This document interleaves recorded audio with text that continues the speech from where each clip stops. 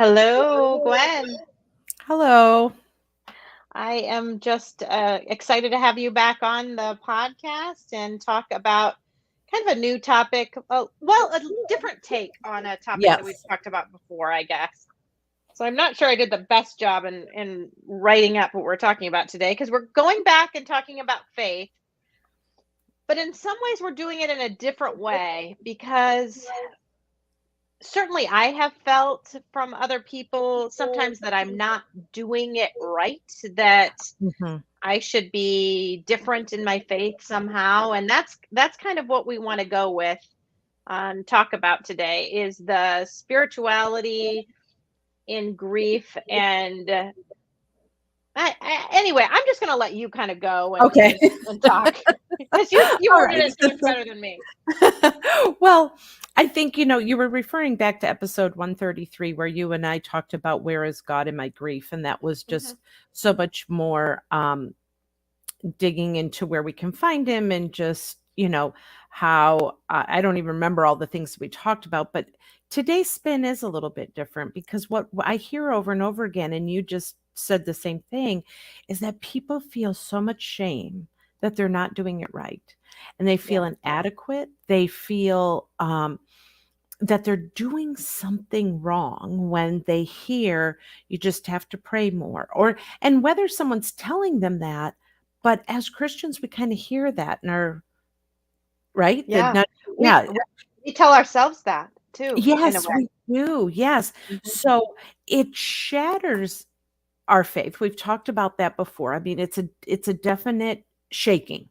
Mhm. But then I just kind of want to talk into the feelings for the bereaved person today and just let them know that this is a very normal way to feel. Yeah. Yeah. Can you think of some things that maybe were said to you that, you said the word should, like I felt like I should, but was there something specifically addressed to you? Oh, I would say many things, actually. I can Hmm. think back to so many things just from the very, very beginning, even at Andy's visitation on, oh, he's in a better place now. Hmm. Just things that would make me feel a guilt about Hmm. me not being able to feel that way. Hmm. It's Hmm. all a part of God's plan. We won't know until we get to the other side. There all of these things that are supposed to give me a little bit of comfort Hmm. just ended up making me feel like I was now a cruddy Christian too, because I couldn't Right. feel any of it. Hmm. And then you get this pressure of, should I be feeling that? Right. Like And maybe what's I wrong with me if shouldn't. I don't? And what's wrong with me if I don't? And Mhm. what's wrong with me if I don't? And it's funny, even my husband is in a Bible study right now, and he's in a Bible study with another man who lost his son, I think. And he said, well, I just feel so blessed that I had her for 7 years. Hmm. And which is a wonderful take to have, I guess. But it just makes me feel awful, actually. It doesn't, hearing another parent say that just is like, I don't feel that. I don't feel Mhm. like lucky that I had him for 14 years. I feel ripped Mhm. off that I Right. only had him for 14 years. And I feel like I should, you always say don't should Mhm. yourself, but I feel like if I was had a strong enough faith, I would be able to say that. I Mhm. feel lucky that I had him for 14 years, but Mhm. I just am not there. Right. And it just isn't being honest with myself to do Mhm. that. And Eric, he took it pretty well. He's like, that's just a really great perspective to have. I just can't. I guess I Right. just can't. Mhm. Yeah. So, words that wound us, Yeah. there's many words. And I think a lot of our faith-based cliches, like it's all part of God's plan or is he in a better place, what you mentioned. Yeah. You mentioned both of those. Those are not helpful words. No, they're they're not. not helpful. And I think that's the piece that, obviously we're not here to train the helper, but to let the bereaved know that if they didn't find peace and comfort in that, Yeah. they weren't meant to. Like they really don't bring that. Yeah, they were supposed to bring that, right? That's what the person thought they were doing. They Yes. thought they were giving comfort in that statement, Mm-hmm.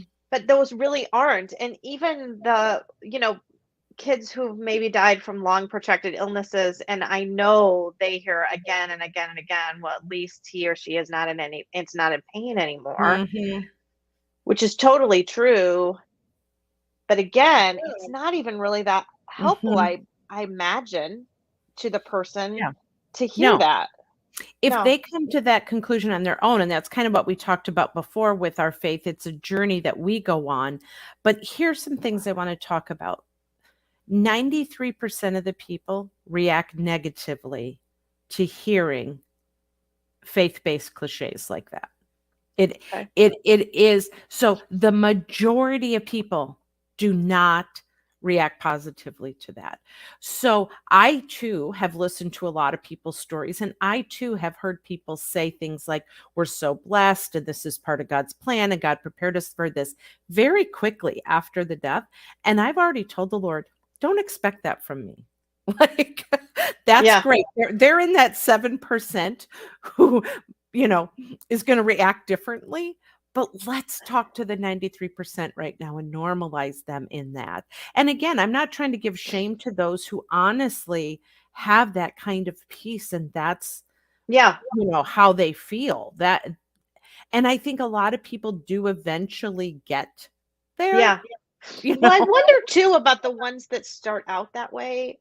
Do they really feel that way, or are they feeling like they should feel that way? So then that's what they say. You know what I mean? I don't I know. do. I don't I know. do. I do, because I think we do get into a thing where we say what we think the world, or, that we need to say. That that's the right Um, thing to say. Yeah. right. That this, God had a purpose in all this. But this is the other point, is that God's will hurts. Yeah. Right. The reality is many things hurt us, and that's just the reality, that even though it is part of the way it is going, does not mean it does not hurt me. Mhm. And so I think that both of those things can coexist, even though it seems odd that Yeah. you can have that, or maybe know in the back of your mind and trust that, but you don't feel it. Yeah. So I just mean, there's a talk. big difference between knowing it and feeling it, I think. Oh, absolutely. Mhm. Absolutely. I mean, for some reason, this just came to my head. I mean, with the empty nest and your kids go off to school, we know that that's what we've led them to do. Right. It hurts when they leave. That's what, I mean, it's hard. Um, and I'm not comparing the death of a child to an empty nest. I'm just saying there are things that, even though we know that this is where the way life goes, that our Mhm. children don't live with us forever, it still doesn't mean it doesn't hurt. And so anyway, I hope I made that point. But this is the other thing, is that trying to lessen someone's hurt with words isn't helpful. And that's what you're No. saying. Like that's what they were trying to do. Um, but really what it does is deny our rights to be human and be Christians and have hurt. Like, don't take that from me. Did you find yourself getting a little, I don't want to say territorial, but did you have a little fight? Like you wanted Defensive, to try? actually. Yeah. Yeah. Okay. Yeah. Yeah. Yeah. For sure. Uh-huh. Hmm. That we're defending our feelings. Like, no, I'm not there. I don't feel that way. Yeah. And I Yeah. love you talked about something before we started recording that I want you to share Oh, again yeah. about kind of Mm, those different yeah. kind of, yeah, go ahead. Mhm. So I talk about balance, and we are mind, body, and soul. That's the way God designed us. So as we begin to heal and look at how am I going to handle, grief and life, we have to maintain a balance. So we talk about maintaining a balance socially, being involved with other people, figuring out who you are now, that sort of thing. I mean, physically keeping a balance means good health habits, Hmm. rest, just overall taking care of ourselves physically. And there are a lot of people who pump that side of the tire up really big, like, and I've never been one of those, as you can tell, but there's some people who just work out hard and they think if I Yeah. just get as healthy and as lean as I can, then I'm going to be in a good place. Right. But it doesn't take care of the emotional side. So we Right. have an emotional side, but we also have a spiritual side. But what I have been noticing recently is that a lot of people give this impression or tell Christians, or we're given through our faith this thing that if we pump up, if we look at the balance I'm talking about as a tire, if we Hmm. pump up the spiritual side, that everything else is going to run smooth. Yeah. Like if you just pray more, if you do this more, if you try this more, if and I watch people trying to do works to Uh-huh. take their pain away. Yeah. And that makes me sad. I just love that example of trying to blow up the spiritual tire so big, Yeah. um, that it's not going to work. You have to blow them up all together so you can still travel together. Because when you act like if you just pray enough, or you just dedicate your life to God Mhm. so much, or you just do this so much, so much, so much, everything else will just fall into place. Yes. Just a fallacy. It's not going to Right. work for you. No. It's not going to work for anybody. And it bothers me when I hear it, because I hear it from people sometimes. I Mhm. hear it that they feel so focused that I just need to pray more, or I just Yeah. need to do this more, and everything will be okay. And then when it doesn't, I think sometimes what happens is you blow up that tire so big that it bursts. Yeah. And you guys tried that and it Yep. didn't And work. I've talked to Mhm. those people. I've talked to the people Mhm. that their faith now is gone, because Mhm. that's what I was supposed to do. I was just supposed to pray, and I did that. And I did all of these Mhm. things, and God didn't answer. So the Yeah. tire's blown up. I'm forgetting the spiritual tire. Now we're just going on the other two. We're going to try to Right. go by. Yeah. But that was never the answer, to keep blowing that up in No. in and of its own, right? And all by itself. Right, and I'm not a theologian, but I'm sitting here thinking, praying's not wrong. Doing the No. acts of, whatever our listeners' faith tells them, whether it's, rituals of prayers or readings or going to their place of worship, none of those things are bad. We're not saying No. that.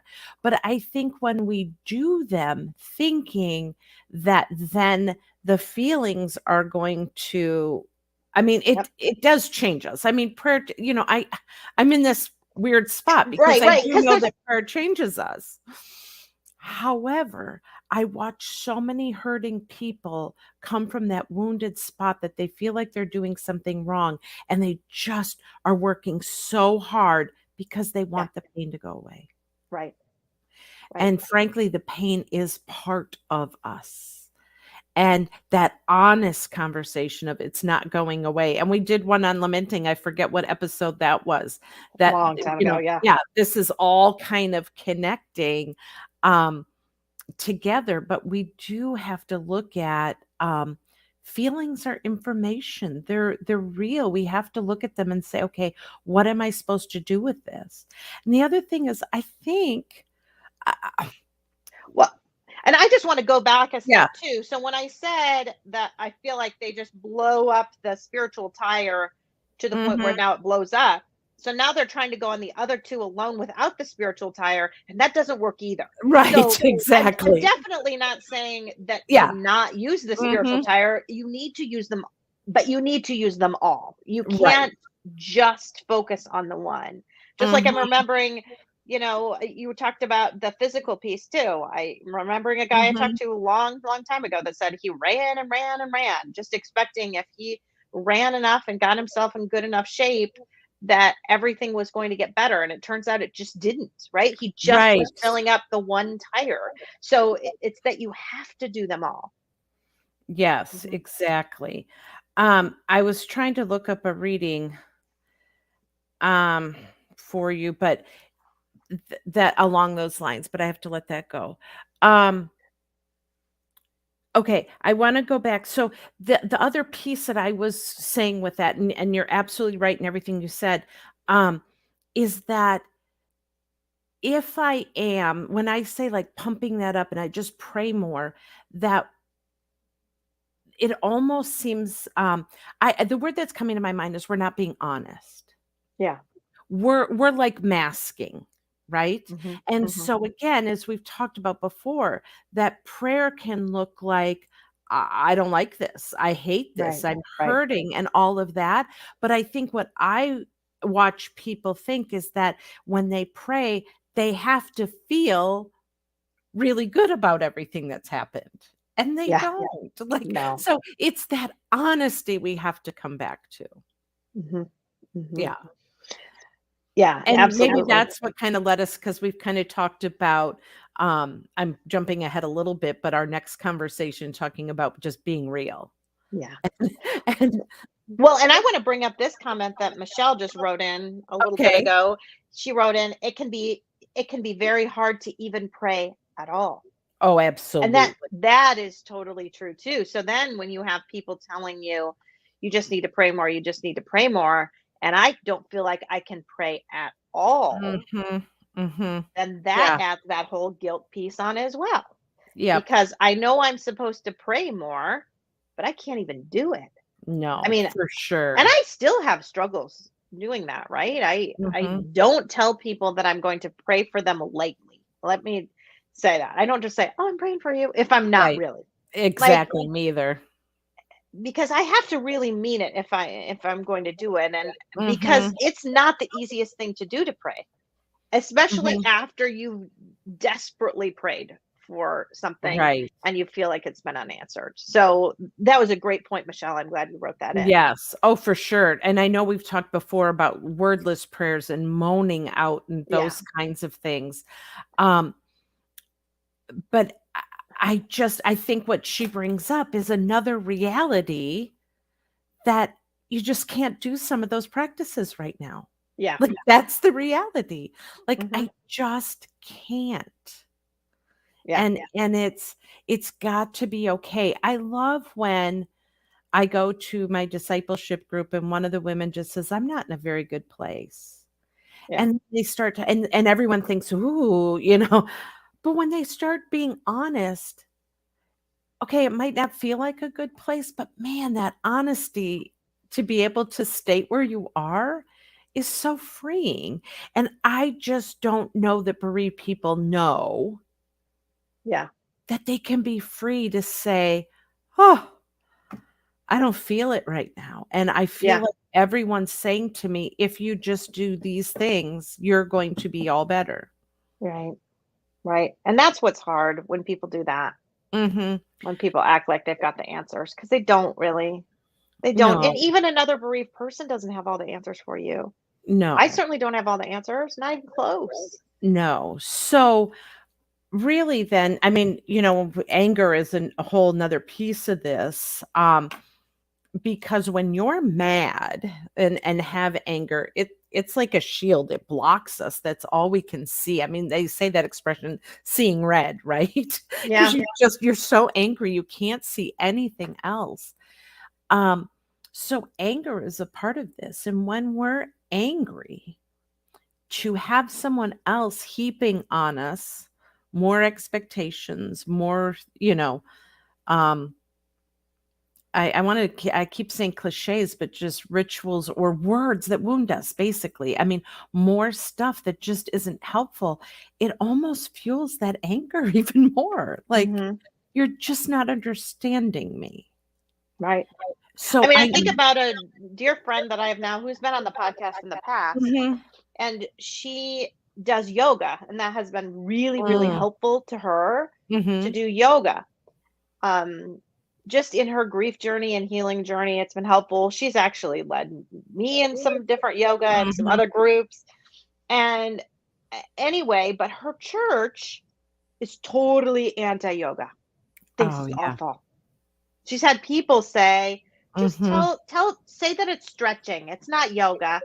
It's Mhm. stretching. Because if you use Mhm. the word yoga, then it's attacking faith and attacking, Yeah. so that's her trying to do yoga to help her mind and her body, and then she gets people from the outside saying it's like anti-spiritual and Right. horrible and all of this stuff. Like, Mhm. how helpful is that? That's not helpful to anyone. No.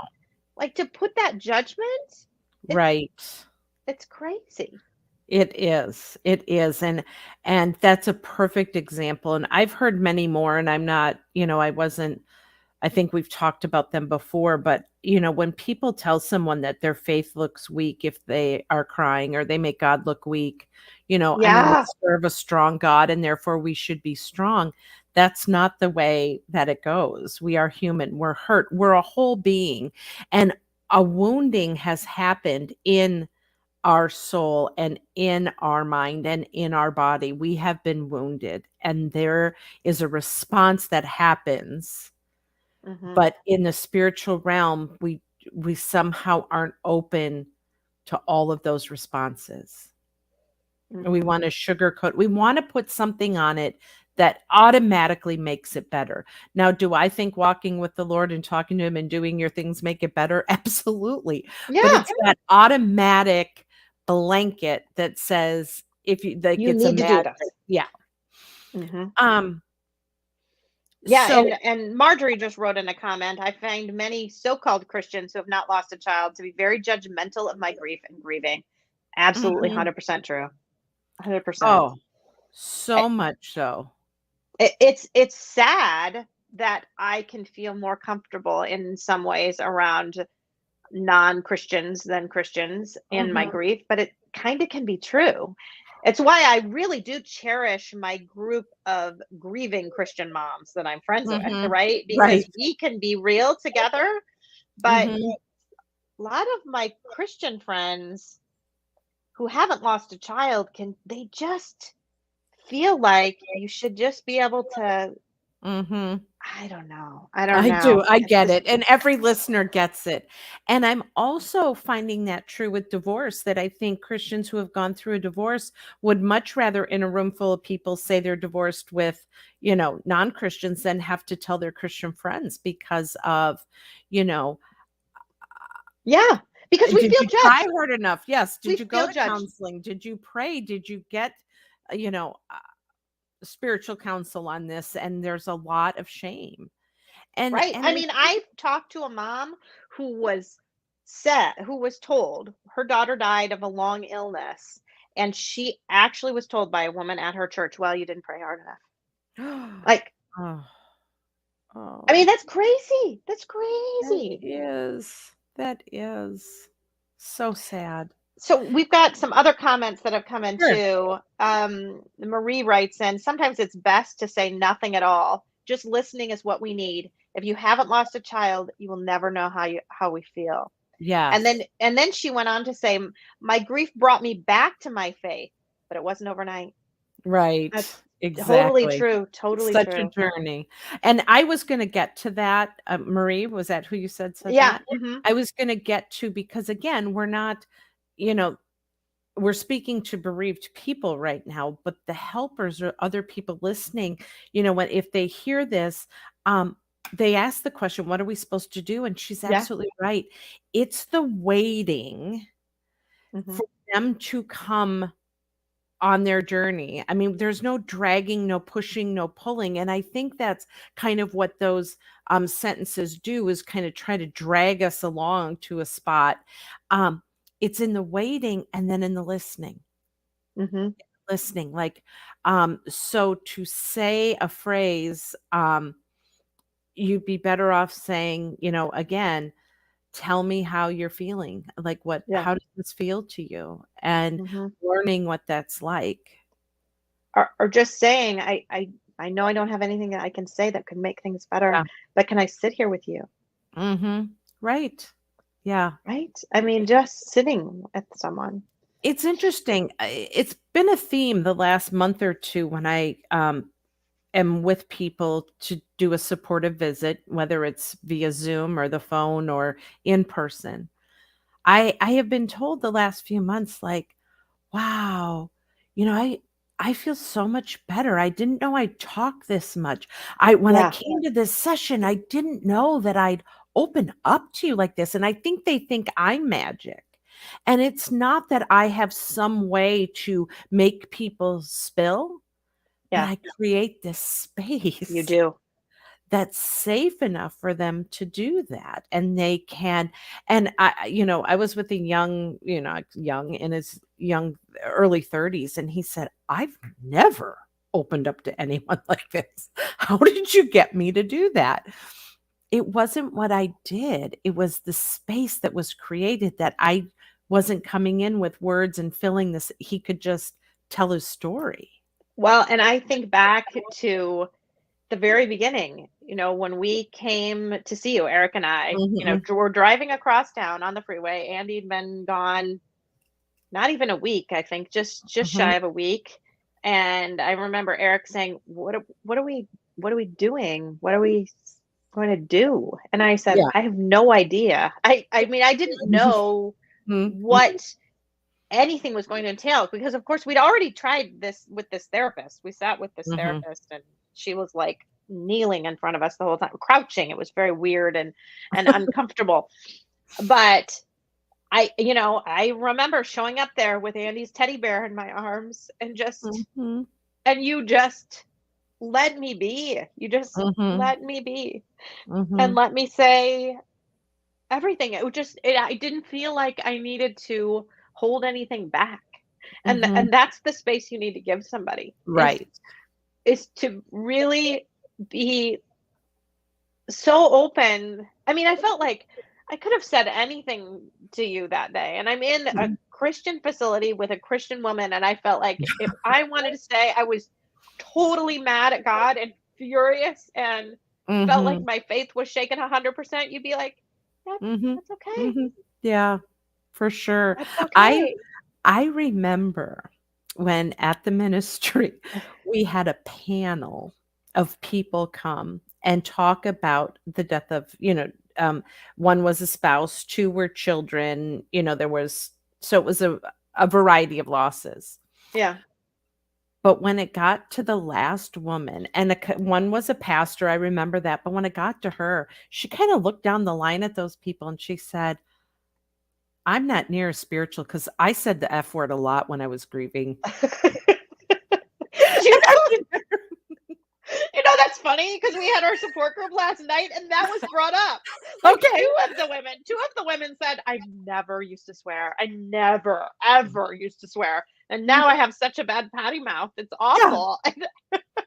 Yeah, and she said, when and I remember this woman, it was a 3-year-old daughter, and she said there was just no other word that I screamed it, and I looked and saw some of our board members and people like, "Okay, we're not talking about that word." Right, right. And I understand their uncomfortableness, but the realness of that mom, and that's kind of what That's it. I think Right? that, yeah, that's it. Being And I real. think, yeah, that space that I created is that you knew that if you said that word, there was not gonna be a checklist like, "Oh, I can't really say that," and, Yeah. because if again, bereaved people have a heightened BS detector, and you can tell if someone's keeping a list of whether you're being appropriate or inappropriate, or stepping outside of lines, and there's no lines with grieving. It's just No. a crazy mess.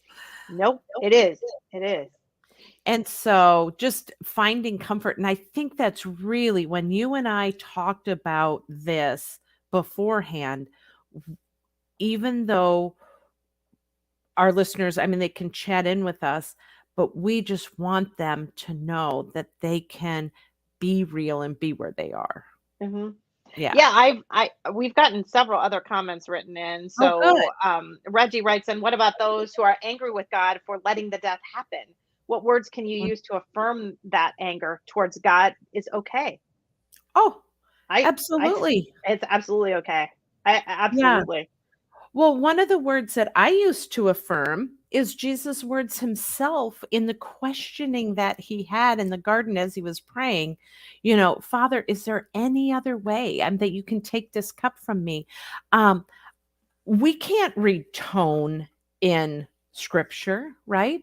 Yeah. What if we do know that he was crying out because his, blood, wasn't it like his sweat was, um, Yeah, like blood at it's that time. Yeah, yeah, I'm in yeah, the yeah, right. and Yeah, crying tears and yeah. right. That Mhm. seems a little angry.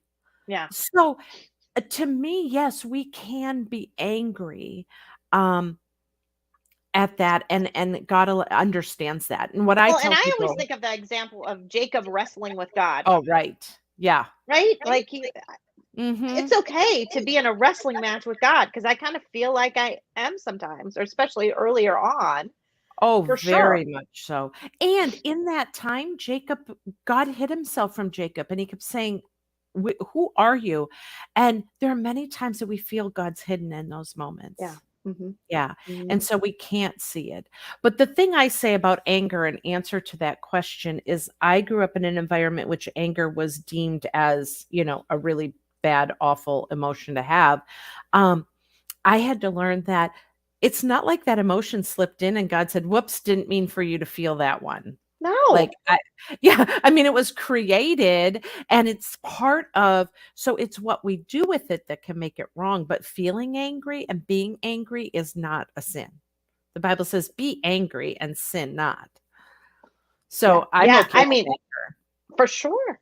And Mhm. Marie, who wrote in earlier, said she was angry with God. She would scream and yell. How could he let Mhm. this happen?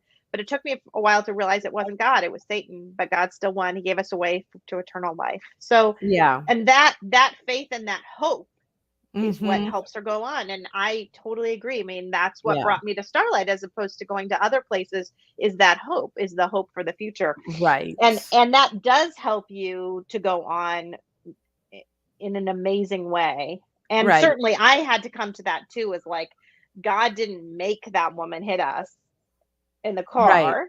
Yeah. He knew what was going to happen and he was there, but he was crying with me Mhm. and he saw it. Right. But it's still, I can still be angry at the situation and I can still feel that. And I think Right. Marie still can feel that. But then there is a point where hopefully you can let go of the anger, which I was able to Mhm. do and Marie was able to do. And hopefully people can, because it's hard to live with that anger, Oh, especially, yeah. all the time. Right. It's Well, it's definitely a valid emotion, a wonderful emotion, but if it's an emotion that's there all the time in you, it can just poison you. right. So Well, it that's is what they something say to about it. try. It's Hmm. Anger's like drinking poison and expecting someone else to die. Yeah. Yeah. That Right. we Right. drink it, we keep it, we carry it in our bodies, but we expect that everyone else is gonna, um, respond to that. And so it really does hurt us, and we can work through that. I just think of, for me personally, just having that honest conversation Yeah. in our faith, and I know I can have that with God. I Yeah. have, through our infertility, through, so many things, can have really honest conversations, and some of my friends, when I tell them what I pray about, they're like, "Really?" Um, Yeah. and I'm like, "Yeah." I had a friend who was having some very serious, sensitive female surgery, and that whole night I just kept praying that the surgeon had a wonderful, sexual relationship with his wife. And I'm like, "I want him to love his wife's body so much that when he's working on my friend tomorrow, that's all he can think about is how." And they're like, "Really? You talk to God about that?" And I'm like, "I'm a weirdo. I do." But Well, this is my point.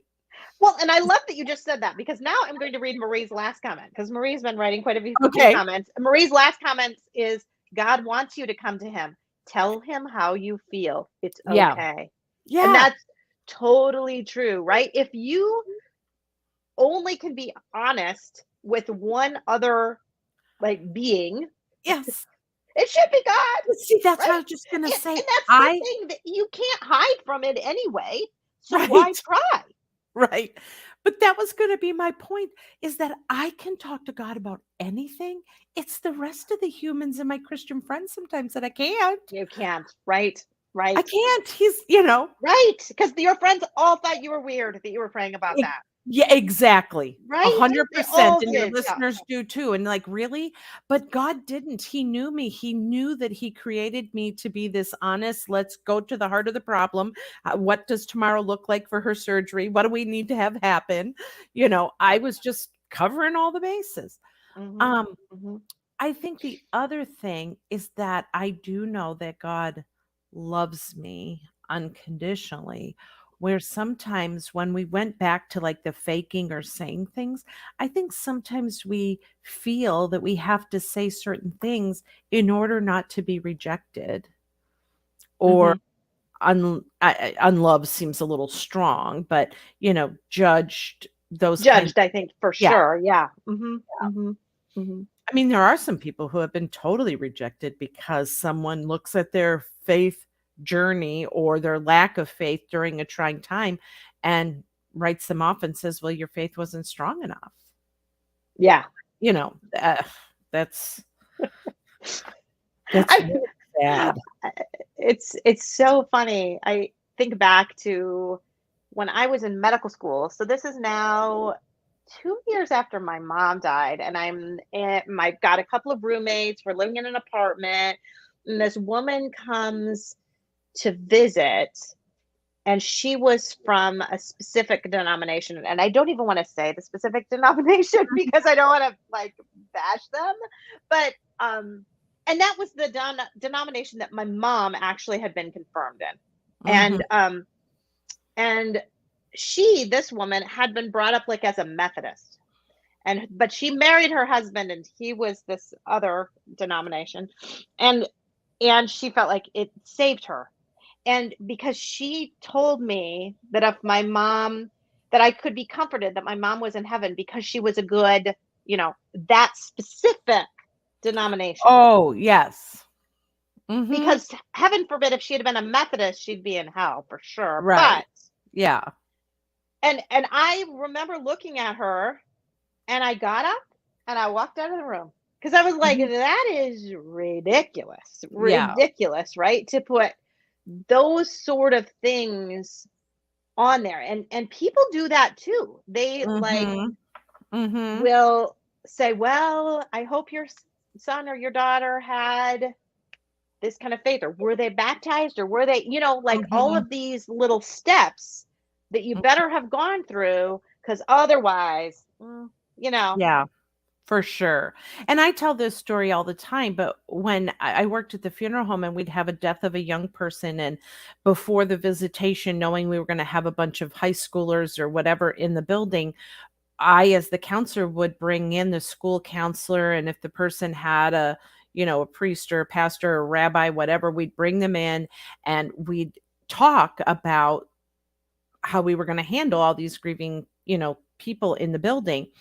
And I can't tell you how many times when it came to the spiritual care person, they'd say, "Oh, but there's such a strong family at our church. Like they come all the time and they're," and I think, mhm. what hill of beans does that have to do with anything?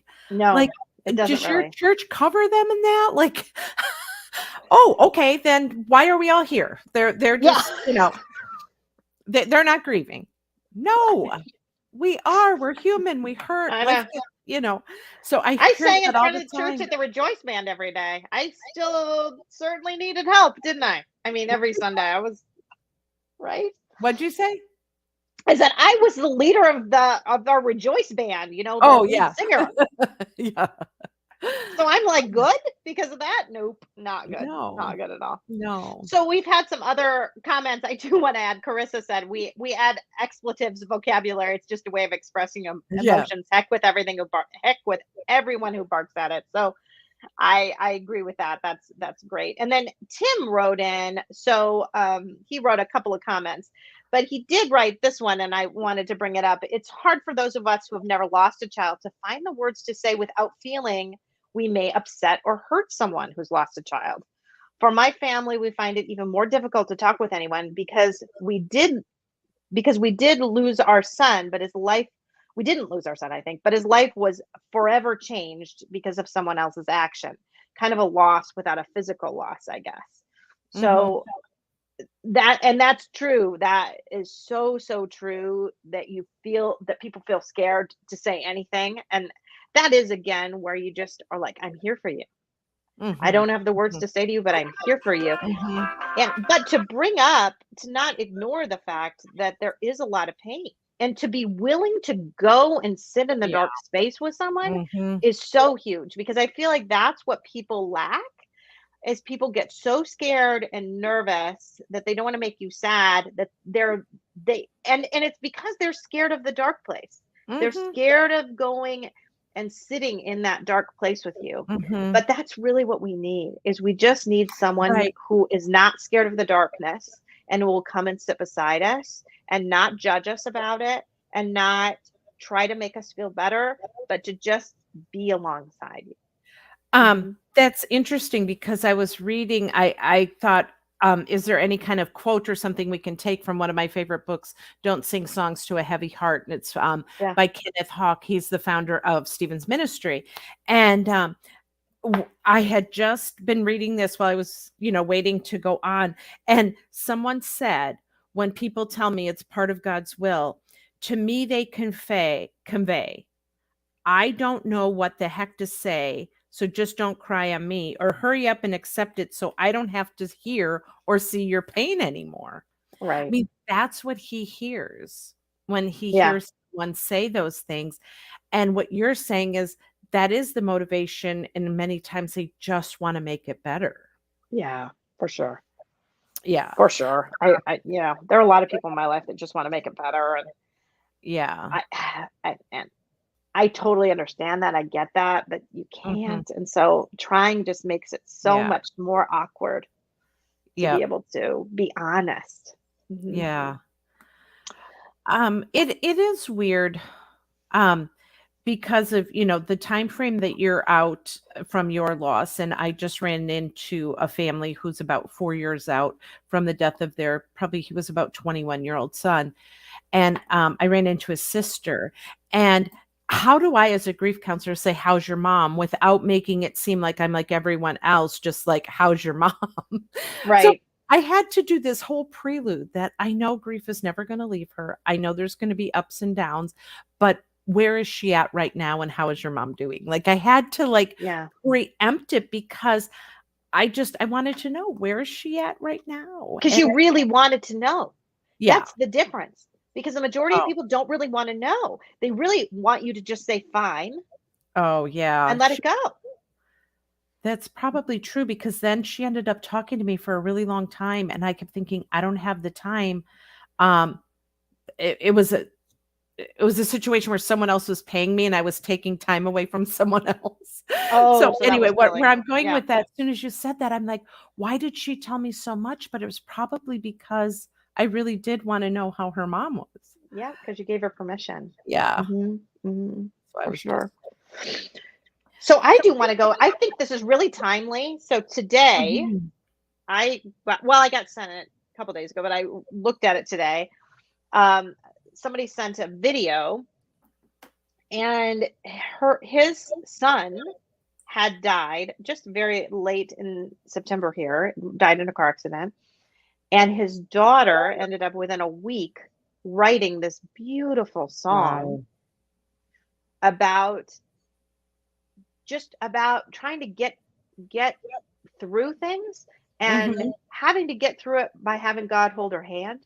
And it was just beautiful. And then she and her sister sang it to this, it looked like they were in a gym or something with a Mhm. lot of people around. And it was really powerful. And it was a powerful testament to their faith, at that moment. But it's funny too, because I do hope that that doesn't make that whole gymnasium full of people think, oh, good, their faith's good, so Yeah. we don't even have to worry about them. Yeah, Because I was right. hearing, a lot of amens and stuff in the background, which is great, but I loved it. It was powerful. I was like crying. It was just beautiful. Mhm. Um, I'll have to see if I can get a link to it so people Yeah, can that'd can be um, awesome. can listen to it, because it was beautiful. but I certainly hope that they still hold space for that family, if not every moment they feel like God's holding their hand. Like, because there Mhm. could be some times down the road when they don't, and there are likely to be times Right. that things get better and worse. Right. And I hope that that didn't make that whole gym worth of people think, "Oh, good, we don't have to worry about Worry that." about It was them. just, Yeah. yeah, But when we you don't have to worry said about that it. about God holding their hand, I had this image of when you're holding your parent's hand, you look up, sometimes it's in this, loving way, like, "Oh, I'm Yeah, so glad you're here." But how many times did we hold our kids' hands when they were kicking and screaming and acting well, like that's true. complete jerks? And so you just held their hand anyway. So what I think that song makes me That is feel. beautiful, actually. That's a Yeah. beautiful analogy because I mean, that's the thing that I've always thought is after Andy died, as I was sitting on the side of the road, what my pastor told me, and I've said this many, many times, is said, God was there crying with you. And I envisioned God's holding my hand Mhm. because that's the only way I can feel like I can get through it is by thinking God's here holding my hand and with me. But I Mhm. love the fact that I can still be a screaming toddler, Yes. right? Yes. I And that's don't the have to part. be Yeah. holding it in a loving manner all the time, Mhm. but just knowing that he's not going to let go, even when I No am, matter what. no Yeah. matter what. If Yeah. I'm just pounding and mad and whatever, doesn't Mhm. matter. Still going to just have the hand. Right. That's I think that that's that the Yeah, I beautiful love gift to that. give the people today, because that's kind of where we were going, but we didn't know how we were gonna end the get there, is just wanting people to know that, um, what they're feeling, the kicking and screaming part is a It's part of the okay. journey. Yeah, it's okay, I mean, it's and part he of growing doesn't let up. go. Yeah, There's no absolutely. toddler that has not thrown a fit. I'm a Mhm. pediatrician. I know it. Right. I know Yeah. it for a fact. Every toddler throws Mhm. some sort of fit at some time. Yep. And as being a good parent, you still hold their hand. You still, like, if they don't want to hold Yeah. your hand and you're crossing the street, do you ever let go of it? Never. No. You don't say, "Okay, yeah, go ahead, cross the street without Mhm. me holding your hand, little 18-month-old."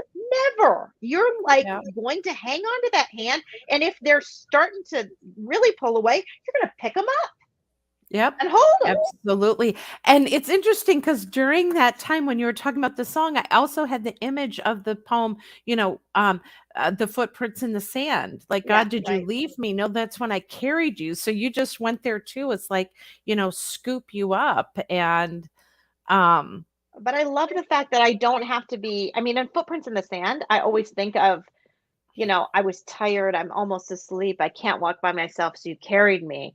But never have I thought of, I'm angry, I'm mad, I'm throwing a fit, so you got to carry me. Yeah. But it's Mhm. really the same. It It's is all the same. absolutely the same.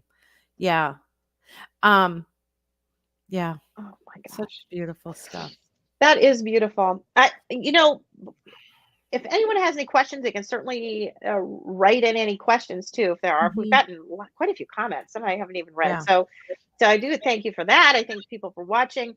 But I need to do a little special shout out today to my friend Demetra, who it's the anniversary of her daughter Eleni's death. And if Oh. anyone's watching the video, I am wearing purple for Eleni, and I'm Oh. in my daughter's old room, which has purple walls in for Eleni. So we are just thinking about Oh. Demetra today in Toronto and Eleni and just her missing her today. So Yeah. my heart's kind of been with her all week, but I did want to give her a little special kind of shout out today. Just Yeah. knowing that we're all thinking about her today. Mhm. Oh. She's been on the podcast a couple of times. So, Yeah. Yeah. yeah. Um, I just wanted a couple more comments that somebody wrote. I was amazed at what people would say to me, so insensitive. I just wanted to punch them, but of course I wouldn't. And then the last Mhm. one, Michelle wrote in, I love that analogy. I'm definitely a toddler in this grief. Yeah. I Definitely, Yeah. definitely. Hmm. Mhm. Hmm. So any other closing comments you have up for us today, Gwen? I don't think so. I think it just I enjoyed having that real conversation, and I think that's kind of what we talked about for next time, just going into the holidays, how to be real and honest with what you're feeling so that you get what you need. Because I think what happens in all of this is if we're not honest and real, then we do tend to hide what we feel and what we need, and then we're not living authentically. Then our soul is not at rest. Yeah. Yeah. So we've definitely started that today, talking about that Yep. real conversation about grief. But we do want to go on with that. And that will be the week of Thanksgiving. I don't think we've probably Yeah. decided on a time yet, but that is when we're going to record that one. So it'll Right. be released on Thanksgiving. And so watch for that. We'll make a little Mhm. announcement about that later when that will be. But I would encourage anyone who wants to write in with comments on, getting real with your grief or questions or anything like that for Mhm, Gwen and I to be able to touch on in that conversation. It would be great if you could do that. mhm. Yep. So, all right, but thank you so much for Okay. joining me today, Gwen. Thank you.